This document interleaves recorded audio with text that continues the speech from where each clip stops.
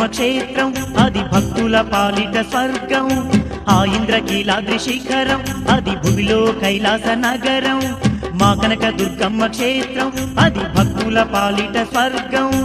ఆ ఇంద్రకీలాద్రి శిఖరం అది భూమిలో కైలాస నగరం ఆ వెండి కొండల చండి చాముండి వెలసిన ఆలయం